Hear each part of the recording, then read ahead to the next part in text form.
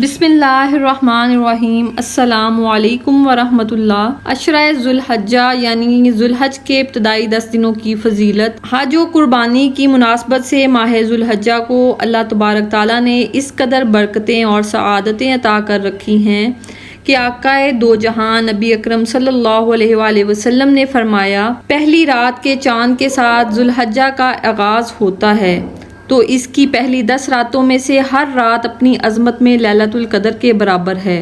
لیلۃ القدر کی مناسبت سے جہاں ماہ رمضان المبارک کو منفرد شان والی ایک رات لیلۃ القدر نصیب ہوئی، جس کے اندر چند ساعتیں اللہ کے بندوں کی مغفرت و بخشش کا سامان لیے ہوئے وارد ہوتی ہے، اور جن میں اخلاص کے ساتھ بندہ اپنے رب سے جو بھی بھلی شے طلب کرتا ہے وہ اسے عطا کر دی جاتی ہے۔ ادھر ماہ ذو الحجہ کی پہلی 10 راتوں کو عظمت و فضیلت کا وہ خزانہ عطا کیا گیا ہے کہ ہر ایک رات رمضان المبارک کی لیلۃ القدر کے برابر ہے۔ جس طرح رمضان المبارک کی برکتوں کو سمیٹ کر عید الفطر میں رکھ دیا گیا ہے اور اس دن کو خوشی کے دن کے طور پر مقرر کر دیا گیا، ان 10 راتوں کے اختتام پر اللہ رب العزت نے عید الاضحیٰ کے دن کو مسرت و شادمانی کے دن کی صورت میں یادگار حیثیت کر دی۔ اس دن کو عرف عام میں قربانی کی عید کہتے ہیں۔ حضرت عبداللہ بن عباس رضی اللہ تعالیٰ عنہ سے روایت ہے، رسول اللہ صلی اللہ علیہ وآلہ وسلم نے فرمایا،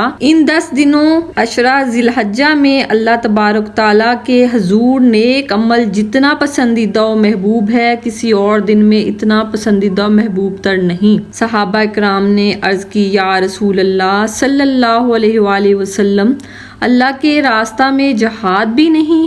فرمایا، جہاد فی سبیل اللہ بھی نہیں، ہاں وہ شخص جو اپنی جان اور مال کے ساتھ نکلا اور کچھ لے کر گھر نہ لوٹا۔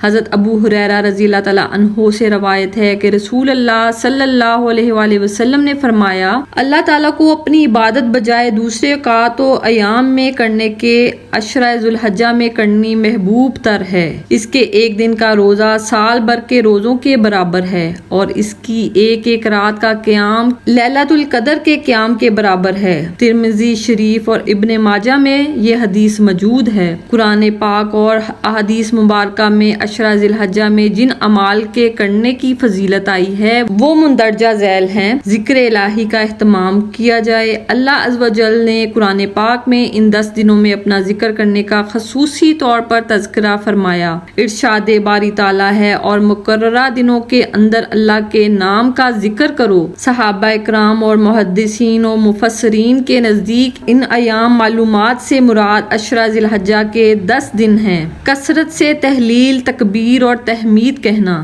امام احمد نے حضرت عبداللہ بن عمر رضی اللہ تعالیٰ عنہ سے روایت نقل کی ہے کہ نبی کریم صلی اللہ علیہ وآلہ وسلم نے ارشاد فرمایا، کوئی دن بارگاہ الہی میں ان دنوں سے زیادہ عظمت والا نہیں، اور نہ ہی کسی دن کا اچھا عمل اللہ کو ان 10 دنوں کے عمل سے زیادہ محبوب ہے۔ پس تم ان 10 دنوں میں کثرت سے لا الہ الا اللہ، اللہ اکبر اور الحمدللہ کہو۔ سلف صالحین اس عمل کا بہت اہتمام کیا کرتے تھے۔ امام بخاری نے بیان کیا ہے کہ ان 10 دنوں میں حضرت عبداللہ بن عمر اور حضرت ابو ہریرہ رضی اللہ تعالیٰ عنہما تکبیر کہتے ہوئے بازار نکلتے اور لوگ بھی ان کے ساتھ تکبیر کہنا شروع کر دیتے۔ بال ناخن وغیرہ نہ کاٹنا۔ کوئی شخص قربانی کا ارادہ رکھتا ہو اور ذی الحجہ کے مہینہ شروع ہو جائے تو اسے چاہیے کہ قربانی کرنے تک اپنے ناخن، بال وغیرہ نہ کاٹے۔